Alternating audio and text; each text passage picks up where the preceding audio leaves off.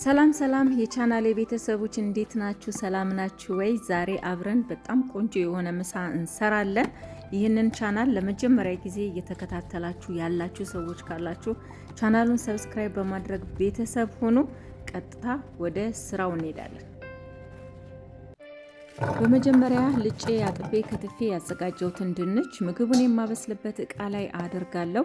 ቀይና ቢጫውን ቃሪያ ተጠቅሜ ያለሁኝ። እናንተ ደግሞ አረንጓዴው ቃሪያ ካላችሁ መጠቀም ትችላላችሁ። ቀይ ሽንኩርት፣ ነጭ ሽንኩርት፣ የሚያቃጥለውንም ቃሪያ አድርጌበታለሁ። እንዴት የሚጣፍጥ የሚያምር አይነት ድንች እንደሚሆን በኋላ ላይ ታይቷላችሁ። ቀጥዬ ድንቹን ያጣፍጣሉ የምላቸውን ቅመሞች እጠቀማለሁ። ትንሽ ጨው አድርጌያለሁኝ። ብላክ ፔፐር ጨምራለሁ። የስጋ መጥበሻ፣ በርበሬ፣ ፓፕሪካ፣ እርድ አድርግበታለሁ። በኋላ ላይ በቂ የሆነ ኦሊቭ ኦይል አድርግበታለሁኝ። ያው ኦሊቭ ኦይል ብዙ ኩክ ለማድረግ አይመከርም ይባላል፣ ግን ደግሞ ከሌሎች ዘይቶች የተሻለ እሱ ስለሆነ እሱን እጠቀማለሁ።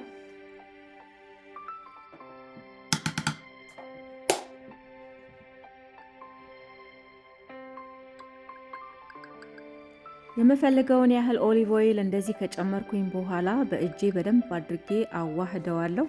በደንብ እንዲቀላቀል አደርገዋለሁኝ። ከዛ ኦቭን ውስጥ አስገብቼ ነው የማበስለው። ብዙ ሰዓት አይወስድም፣ ግን ድንቹ በደንብ መብሰል አለበት።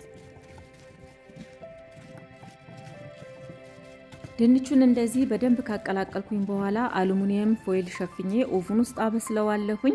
ይህንን ቪዲዮ ከመቅረጽ በፊት ያዘጋጀሁት ማሪኔት አድርጌ ያስቀመጥኩት አሳ አለ። አሳውን ማሪኔት ያረኩበትን ሶስ እንዴት እንዳዘጋጀሁኝ ቪዲዮውን አስገባላችኋለሁ። በርበሬ፣ ጨው፣ ብላክ ፔፐር፣ ለሁሉም ነገር የሚሆን ኦል ሲዝን የሆነ ቅመም፣ ፓፕሪካ፣ የስጋ መጥበሻ ፓውደር፣ ቀይ ሽንኩርት፣ የነጭ ሽንኩርት ፓውደር ተጠቅም ያለሁኝ። እናንተ ሌላ የምትፈልጓቸው ቅመሞች ካሉ ቤት ውስጥ ያሉትን መጠቀም ትችላላችሁ። አንድ ሎሚ ጨምቄ ጁሱን አድርጌበታለሁ። ከዛ ደግሞ በቂ የሆነ ኦሊቭ ኦይል እጨምራለሁ።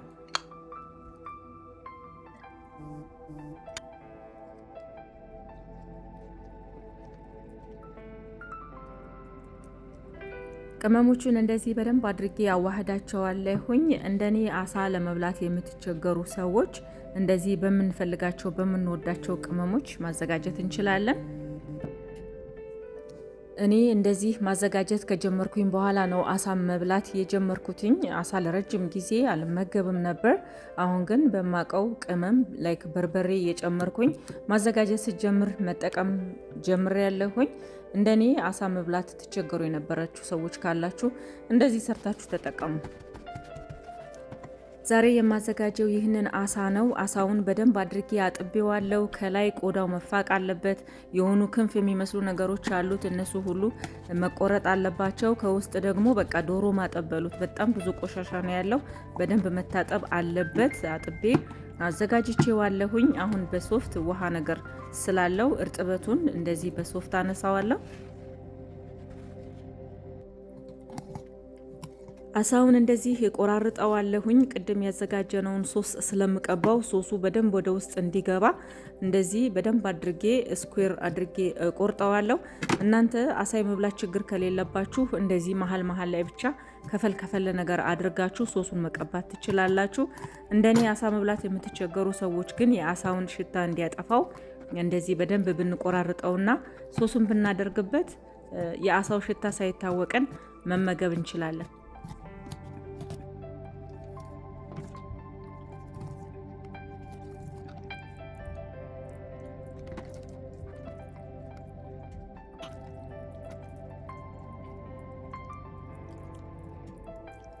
አሁን ሶሱን በደንብ አድርገን እንቀባዋለን። ከውስጥም ከውጭም በደንብ አድርገን ነው ማድረግ ያለብን። ሶሱን እንዴት እንደሚጣፍጥ እንዴት ቆንጆ እንደሆነ ልነግራችሁ አልችልም። እንደዚህ ሰርታችሁ የማታውቁ ሰዎች ካላችሁ የእውነት ሰርታችሁ ሞክሩት። በዛ ላይ ዲፕ ፍራይ አይደለም የምናደርገው። እኔ ኦቭን ውስጥ ኤር ፍራይ ነው የማደርገው። ኤር ፍራየር ካላችሁ በሱ መጠቀም ትችላላችሁ።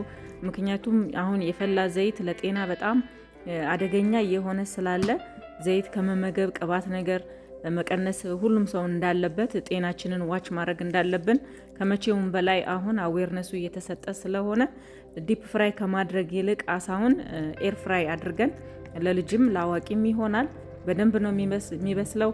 በደንብ ነው ክሪስፒ የሚሆነው። በጣም ነው የሚጣፍጠው። እንደዚህ ሰርታችሁ የማታውቁ ከሆነ ሰርታችሁ ሞክሩት።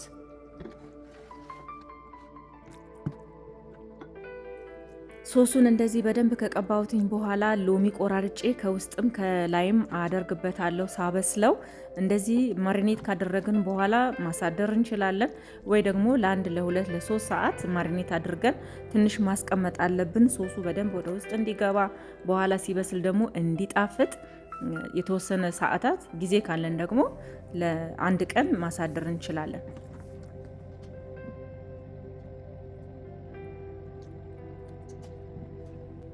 አሳውን ለ3 ሰዓት ያህል ማሪኔት አድርጌ ካስቀመጥኩኝ በኋላ እንደዚህ ራክ ላይ አድርጌ ኦቭን ውስጥ ነው የማበስለው።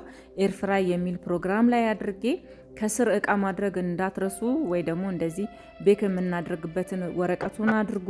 ምክንያቱም አሳ ቤት በጣም ነው የሚያሸተው።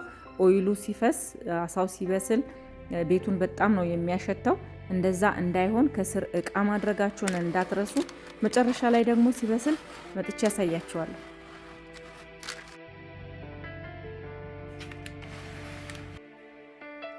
ቅድም ኦቨን ውስጥ የከተትነው ድንች እንዴት የሚያምር ሆኖ እንደበሰለ፣ እንዴት እንደሚጣፍጥ፣ ሽታው እንዴት ደስ እንደሚል፣ የቃሪያው ሽታ፣ የቅመሞቹ እንዴት ቆንጆ እንደሆነ እንዳጠይቁኝ።